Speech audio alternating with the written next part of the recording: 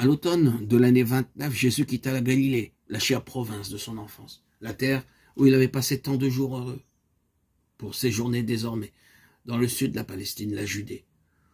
Pour vous qui regardez ces deux noms sur la carte, cela ne fait peut-être pas une grande différence. Il y a si peu de distance de Galilée en Judée, pas si loin que de Paris à Chartres, de Lyon à Grenoble, de Bordeaux à Toulouse. Eh bien, malgré cela, c'est tout à fait différent.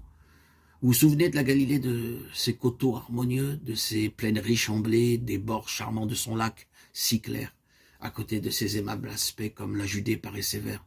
C'est sec, c'est brûlé, c'est rocailleux.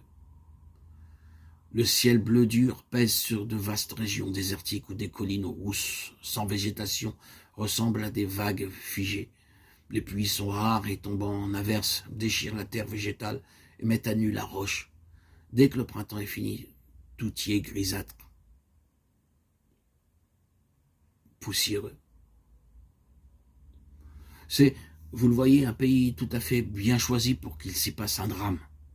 Et c'est, en effet, le plus terrible des drames qui va s'y passer. Les gens de Judée étaient aussi, comme leur pays, âpres, austères, sévères. Pas tous, évidemment. Il y avait parmi eux des âmes généreuses, des cœurs pleins d'espérance et de sincérité, qui connaissaient déjà le Christ et l'aimaient. C'était en Judée, à Béthanie, que vivaient Marthe, Marie et Lazare, les grands amis de Jésus. Mais dans l'ensemble, ces Juifs du Sud n'avaient pas la simplicité un peu rude, mais sympathique, la foi tranquille des paysans et des pêcheurs galiléens. Et trop souvent, ils avaient beaucoup d'orgueil. Pourquoi Jésus vint-il donc dans cette contrée? D'abord, parce qu'il voulait faire connaître sa doctrine à tous les hommes de Palestine et qui ont beaucoup parlé dans le nord. Il était juste qu'il désira aussi parler dans le sud. Mais surtout en Judée. Il y avait Jérusalem. Ah, mes enfants, vous ne pouvez pas vous rendre compte de ce que signifiait ce nom de Jérusalem pour un croyant de cette époque-là. Jérusalem, c'était bien plus que la capitale de la Palestine. C'était le lieu où Dieu lui-même résidait en son temple. La ville sainte, entre toutes, où depuis 1000 ans les ancêtres avaient prié le Tout-Puissant, avaient chanté devant son autel, avaient souffert pour défendre son nom.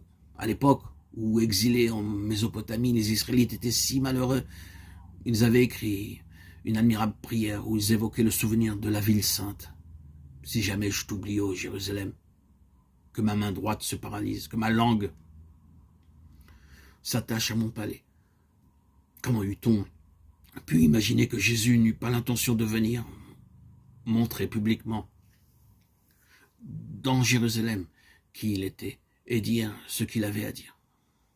Il n'ignorait pas du tout qu'en se rapprochant de la capitale, c'est-à-dire des chefs du peuple, des prêtres, des riches et des puissants, il risquait bien davantage qu'en continuant à parler dans une province écartée. Qu'importait le danger? Dans sa connaissance divine de l'avenir, il savait bien ce qui se passerait pour lui à Jérusalem. Et cela aussi, il le voulait.